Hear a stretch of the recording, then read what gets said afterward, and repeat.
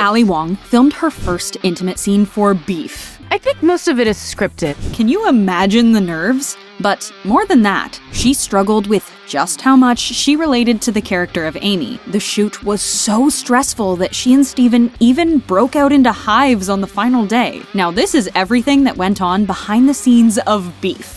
As you can already tell, the filming for Beef was tough on our stars. Ali was even reduced to real tears when she was filming the scene where Amy talks with her therapist about her insecurities as a wife and mother. I relate to this so much. Ali was tripped up on a long speech that Lee wrote. And although he didn't say you have to cry, she says that I just ended up crying. Even Lee was surprised that it only took Ali 2 takes of this difficult scene to channel the right emotions. Even noticing that she'd gotten hives, she was so connected to the character. And not only did Steven and Ali get hives again when filming Wrapped, Lee said that we all cried, but Ali cried for a long time. I think she was holding a lot of the pain of the character in, and it all came pouring out. Well, it definitely helps to have the right inspiration. Did you know that Beef was inspired by an actual example of road rage? Series creator Lee Sung-jin was just driving along one day when he encountered a white BMW. Not a Mercedes like the one Amy drives on the show. The driver honked at Lee, cursed at him, and drove away.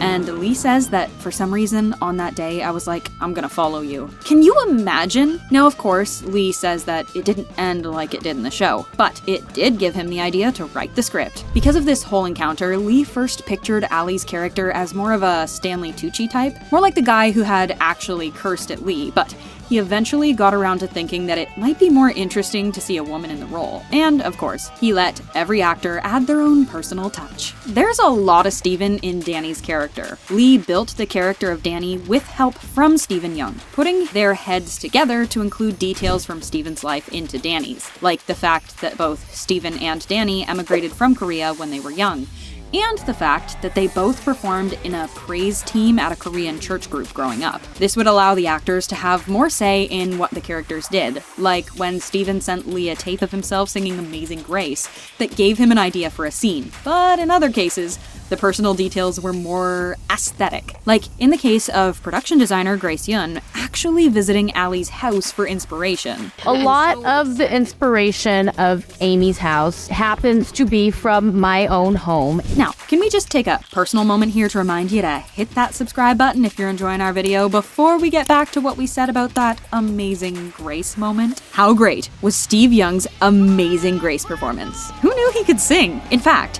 what we see in the show is even a live performance backed by Justin Min's brother, leading an actual praise band, as well as a bunch of real people from a Korean church in Pasadena. It's pretty impressive when you think about it, although it's even more impressive when you consider that they only had 1 week to shoot all of the church stuff that appears in every episode. Executive producer Jake Schreier described it as a special week on the show, admitting that he had very little connection to the Korean church, but Steven, who, as we previously mentioned, grew up in it, though it all felt very real and that it had captured what he wanted it to feel like. We have to admit, it was a nice break from all the petty revenge. Amy and Danny got pretty savage in their acts of revenge against each other. Between Danny urinating on Amy's bathroom floor and Amy leaving Danny bad Yelp reviews, things got pretty bad. And yet, it could have been a whole lot worse. Writer Alice Ju suggested this one idea where Amy learned about a type of psychological warfare known as Zersetzung from Jordan, and this would have led into her just subtly messing with Danny's life, moving things around in his apartment, using up his toiletries, just little things like that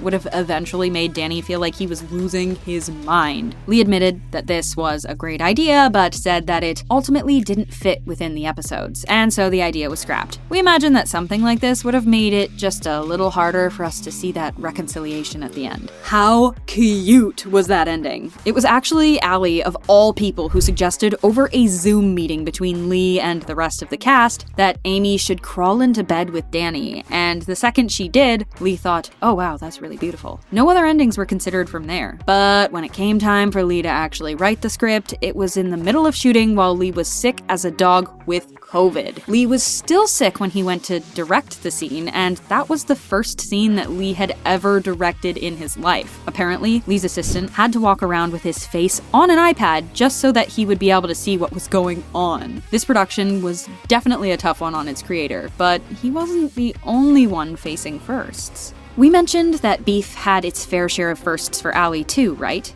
I had my first intimacy scene, which was wild. But apparently it wasn't all that big of a deal for her. No, because there's so many people behind the camera. Did you know that the scene where Amy can be seen getting down and dirty with a gun was actually inspired by a moment from The Sopranos? We're talking about the time that Richie holds a gun on Janice in an intimate moment. Lee is a huge fan of The Sopranos and used it as sort of a guide for the way he wrote the characters on Beef, especially when it came to the way that The Sopranos wrote their characters, where every time they do something horrible, you just have to have some sort of glimpse of humanity for the audience to then forget. And that isn't all. Lee was also tempted to borrow The Sopranos' body count.